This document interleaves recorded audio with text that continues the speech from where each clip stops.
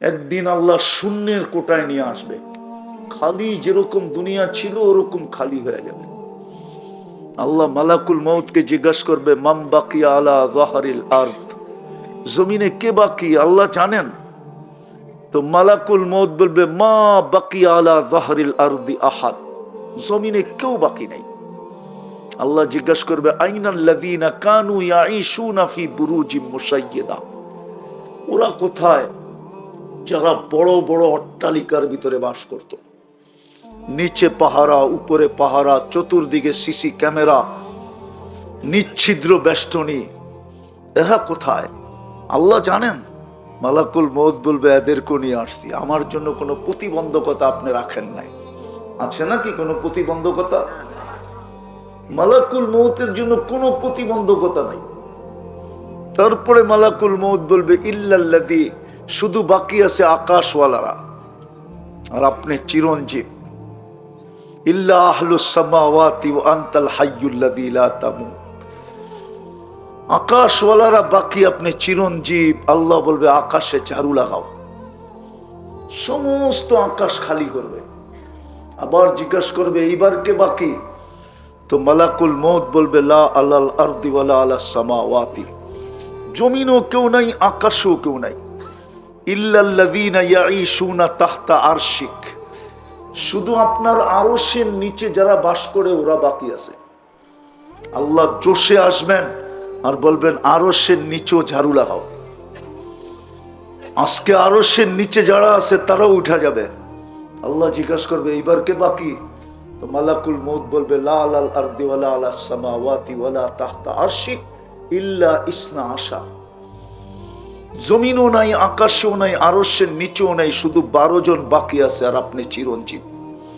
আল্লাহ বলবে, 12 জনের নাম বলো। আল্লাহ জানেন। বলবে, নাহনু আরবা, আমরা 4 জন, জিবরিল, মিকাইল, ইসরাফিল, মালাকুল মউত, এই 4 জন। ওয়া সামানিয়াতু মিন হামিলাতি আরশিক, আপনার আরশ বহনকারী 8 জন, এই টোটাল 12 জন বাকি।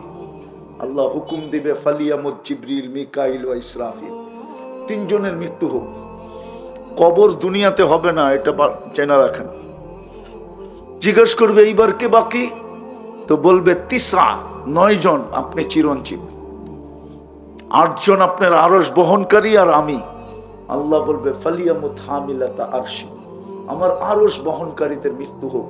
লিআন্নী কাতাবতুল মাউতা আলা মান তাহতা আরশি, কেননা আমার সিদ্ধান্ত এটা, আমার আরশের নিচে যে আছে তাকে মরতে হবে। শুধু চিরঞ্জীব, আল্লাযী ফাহুয়া ফাওকা আরশি, আমার আরশের উপরে, অর্থাৎ আল্লাহ চিরঞ্জীব। তারপরে জিজ্ঞাসা করবে, এইবার? তো মালাকুল মউত বলবে, আনা ওয়া আনতাল হাইয়ুল্লাযী লা তামুত, আমি আর আপনি চিরঞ্জীব। আল্লাহ বলবে, ফাতামুত আনতা ফা ইন্নাকা তাহতা আরশি ওয়া ইন্নী কাতাবতুল মাউতা আলা মান তাহতা আরশি। আল্লাহ বলবে, তুমি মরো, কেননা তুমি আমার আরশের নিচে, আর আমার সিদ্ধান্ত এটা, আমার আরশের নিচে যে আছে তাকে মরতে হবে। তখন উনি ওনার উপরে মৃত্যুর যাতনা ঢালবেন, একটা চিৎকার দিবে আর পড়বে, আর বলবে, লাউ আলিমতু সাকরাতাল মাউত মা কাবাসতু আরওয়াহাল মুমিনিন, যদি মৃত্যুর যাতনা আমি কিঞ্চিত জানতাম, তো কোনো মুমিন মুসলমানকে উঠায় আনার দায়িত্ব আমি নিতাম না। বিদায় আমরা ছিলাম না, অচিরেই থাকবো না, এটাই সত্য। যেই কোনো মুহূর্তে চলে যেতে পারি, এটা জানারও আল্লাহ মানুষকে এতটুকু জ্ঞান দিছেন, মানুষ মঙ্গলে যেতে পারে আমি বিশ্বাস করি, চাঁদে গেছেন এটাও বিশ্বাস করি, মানুষ মঙ্গল গ্রহে বাণী বানাইতে পারে এটাও আমি বিশ্বাস করি, কিন্তু কে কখন মরবে এটা জানার ক্ষমতা আল্লাহ কাউকে দেন নাই, আর কোনোদিন দিবেন না। যেই কোনো মুহূর্তে চলে যেতে পারি। কথা লম্বা হবে না, কিন্তু মনোযোগ দিলে অল্প কথাই যথেষ্ট হবে। কিন্তু আমি আপনাদের কাছে প্রশ্ন, বলেন কে কতটুকু প্রস্তুতি নিলাম? ছিলাম তো না, আছি বটে, অচিরেই তো থাকবো না। কার কাছে যাব? যেইখান থেকে আসছি ওইখানেই যাব। কোরআন এটাই বলে, ইলাইনা তুরজাউন, তুমি আমার কাছেই আসবে। কিন্তু প্রশ্ন হলো প্রস্তুতি কতটুকু? কোরআন তো প্রস্তুতির কথাই বলতেছে, প্রস্তুতি কতটুকু? চলে তো যাব, কিন্তু প্রস্তুতি কতটুকু নিলাম? প্রস্তুতি ব্যতীত তো আল্লাহর কাছে মূল্য পাওয়া যাবে না। দুনিয়ায় যতই মূল্যবান হোক, যতই দামি হোক, যতই সেলিব্রিটি হোক, যতই আকর্ষণের পাত্র হোক, কিন্তু যদি প্রস্তুতি না নিল, রব্বে কাবার কসম, কোরআন আমাদেরকে এটাই বোঝায়। দুনিয়ায় যত বড় ব্যক্তিত্ব হোক, প্রস্তুতি না নিলে আল্লাহর কাছে কোনো দাম পাবে না। বিষয় হলো আমি আল্লাহর কাছে দামি কিনা। দুনিয়ার দামি এটা বিষয় না। দুনিয়ায় কে কতক্ষণ দামি? যুবকের দাম কতক্ষণ? যৌবন আছে যতক্ষণ। যৌবন নাই, কেউ ওর কাছ থেকে ফুল নিবেও না, কেউ ওকে ফুল দিবেও না। তাকাইলে আরো গালি দিবে। ঠিক না? কতক্ষণ যুবকের দাম? যুবতীর দাম কতক্ষণ? যৌবন আছে যতক্ষণ। রূপসীর দাম কতক্ষণ? রূপ আছে যতক্ষণ। দুনিয়ায় মানুষের দাম কতক্ষণ? ভালো মতে বুঝি, আসল দাম হলো আল্লাহর কাছে আমি দামি কিনা। যুবকের বাবা উচিত আমি আল্লাহর কাছে দামি কিনা। এখন যুবক বলবে আল্লাহর কাছে কি দাম হয়? অবশ্যই, নাইলে এই হাদিস কেন আসলো? যুবক যদি মনের থেকে আল্লাহকে সেজদা দিল, তো আল্লাহ ফেরেশতাকে ডাইকা বলে উনদুর ইলা হাদা শাব, এই যুবকের দিকে তাকা। কি করে? তো ফেরেশতা বলে জাআলা আজলাহু ওয়া মাজালাহু লিআজলিক, সব কিছু গুটায়া গাটায়া আপনার কুদরতি পায়ে রেখা দিছে। সেজদায় গেলে তো সব গুটাই রাখতে হয়, ঠিক না? আল্লাহ প্রতি উত্তরে বলে ইন্নী উবাহি বিহিল মালাইকা, এই যুবককে নিয়ে আমি তোমাদের উপরে গৌরব করি। ভাবো না, যুবক তোমার এক সেজদার দাম কত? যুবক যদি মনের থেকে সুবহানা রাব্বিয়াল আলা বলে না, সেজদায় যে সুবহান বলে যখন চিৎকার দেয়, সুবহান মানে আল্লাহ তুই পবিত্র, তা আল্লাহ জবাব দেয় সাব্বাহতানি সাব্বাহতুক, তুই আমাকে পবিত্র বললি, আর তুই অপবিত্র থাকবি এটা হতে পারে না, তুইও পবিত্র। এই জন্যই তো আল্লাহর রসুল গাছের ডালা নাইড়া দেখাইছেন, নামাজের গাছের ডাল নাড়লে যেরকম পাতাগুলা ঝরা যায়, নামাজ পড়লো গুনাহগুলা এইভাবে ঝরা যায়। কেন? সেজদায় যখন বলে সুবহান আল্লাহ তুমি পবিত্র, আল্লাহ বলে আমাকে পবিত্র বললি, আর তুই অপবিত্র থাকবি এটা হয় কি করে? তুইও পবিত্র। সাব্বাহতানি সাব্বাহতুক। আর যখন আলা বলে, আল্লাহ বলে আলাইতানি, তুই আমাকে মহান স্বীকারোক্তি দিলি, যা আলাইতুক, সৃষ্টির ভিতরে আমিও তোকে মহানত্ব দিলাম। যুবক তো জানে না সেজদার দাম কত।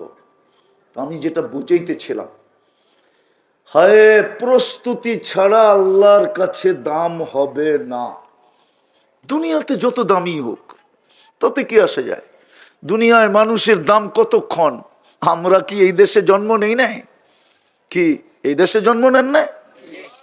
অতীত তো দেখলাম তেল মারতে মারতে মারতে মারতে তেলের দাম বাড়ায় দিল, ঠিক না? মনে হয় বোঝে টোঝে না, ফিডার টিডার খায় তো।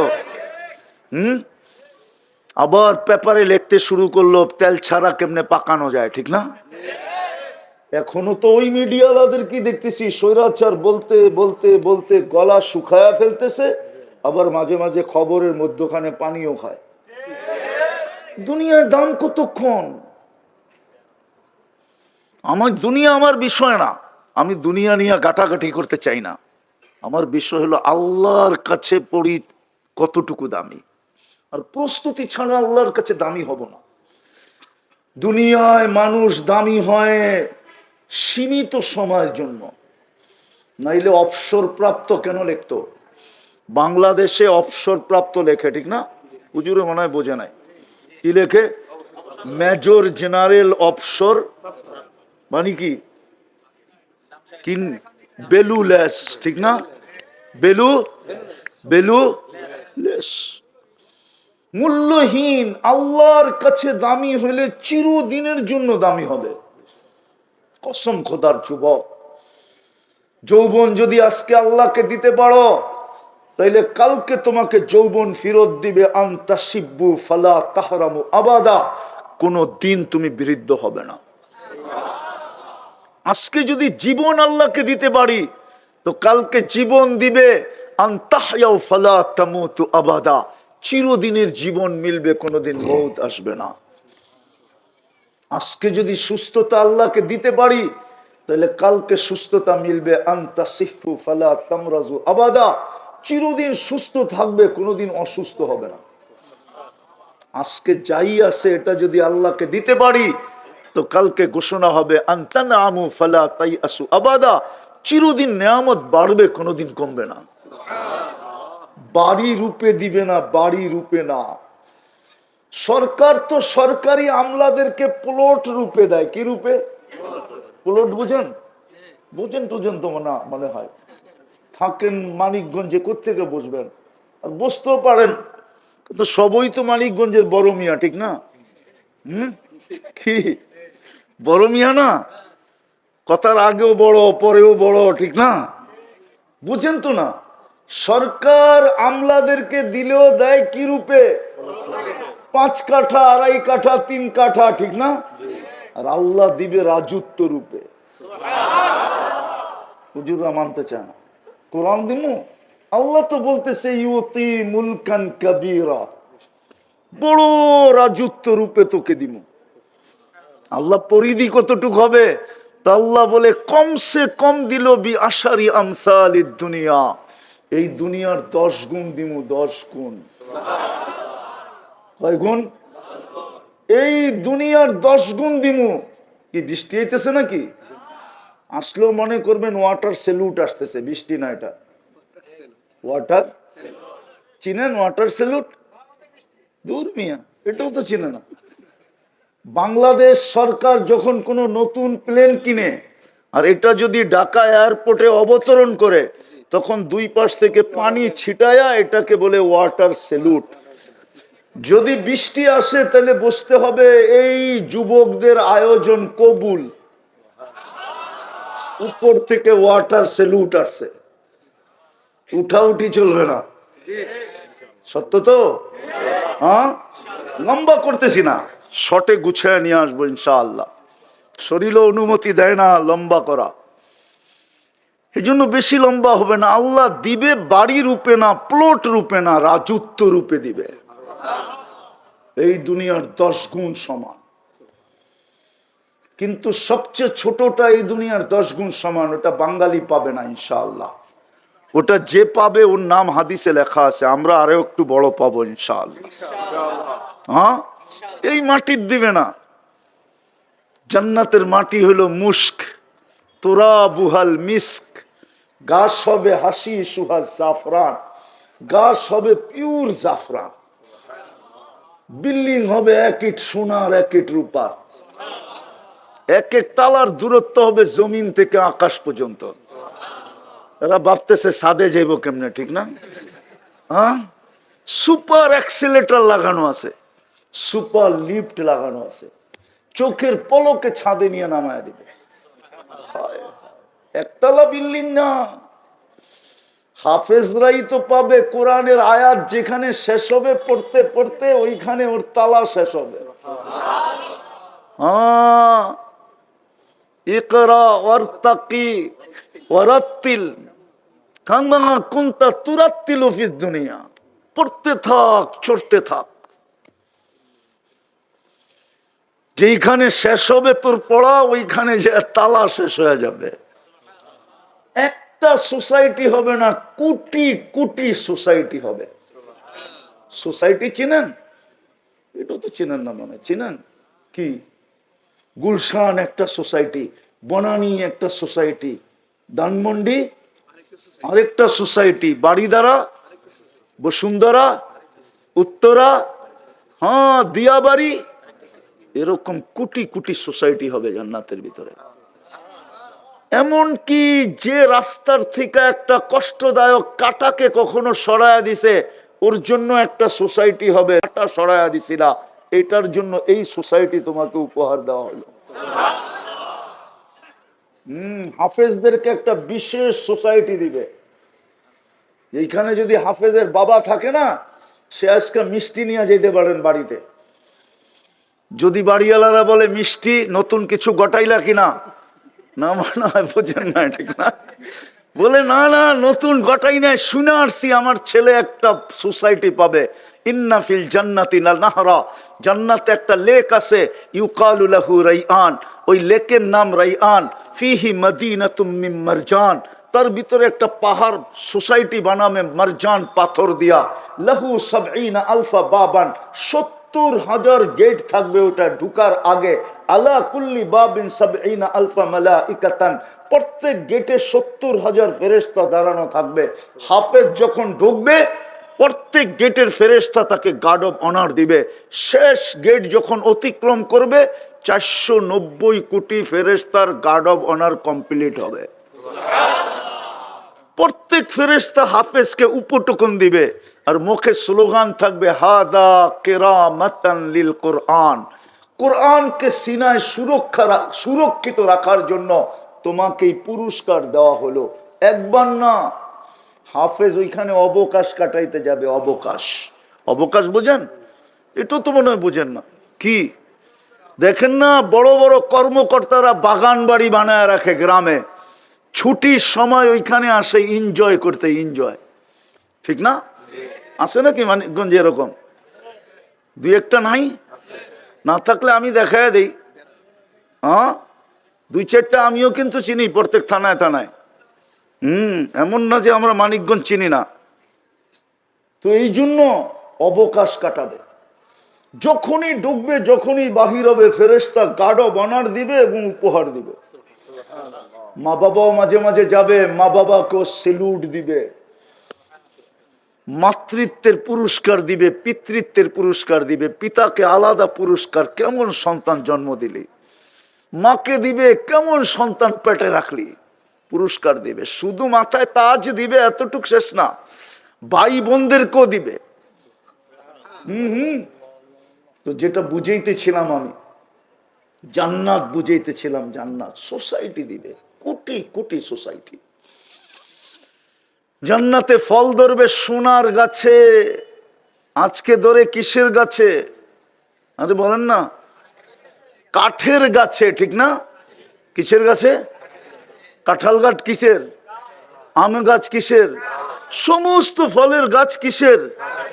জান্নাতে ফল ধরবে সোনার গাছে। সোনা।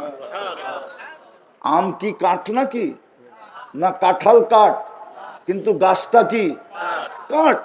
গাছটা হবে সোনার, শাখা প্রশাখা হবে সোনার, কিন্তু ফল ধরবে ফল। হয় হয় রূপার গাছে ধরবে। যুবক, 14 তারিখও ফুল দিছ, ঠিক না? ধরছে কিসে? লতায় লতায়, ঠিক না? জান্নাতে ফুল ধরবে সোনার লতায়। আল্লাহ রসুল বলছে, একটা পাপড়ি যদি আজকে দুনিয়াতে রাখা হয়, সারা দুনিয়া সুগ্রানে মোহিত হয়ে যাবে। তাআত্তারাতিদ দুনিয়া কুল্লা, সারা দুনিয়ার মানুষ সুগ্রানে মাতাল হয়ে যাবে। ওই ফুল ধরবে সোনার লতায়। আর এইখানে ধরে কিসের লতায়? কি এমনি লতায়, ঠিক না? হ্যাঁ, এই জন্যই তো তোমরা বারবার শেখ খাও। এই 14 তারিখও খাইছে, চেহারায় কয় চেহারায়। হোটেলে খাওয়াইও লাভ হয় না, ফুল দিয়েও লাভ হয় না, পার্সেল দিয়েও, কলিজা বুনা করে দিলেও লাভ হইতো না। চেহারায় বলে আমি ওলিও না, আবার একবারে খালিও না, কিন্তু আমার চশমা কিন্তু ডাবল, একটা ভিতরে অপারেশন করে লাগানো আছে। এই জন্য আমি বুঝি, চেহারা দেখলে বুঝি কয়বার খাইছে, বুঝছো? হায় হায় হায়, তারা তো জান্নাত চিনে না, এই জন্যই তো শেখ খায়। নাহলে তো কোনোদিন শেখের প্রশ্নই ছিল না, কাজ দিয়ে হাঁটতো না, শেখ খাইতো করতে, ঠিক না?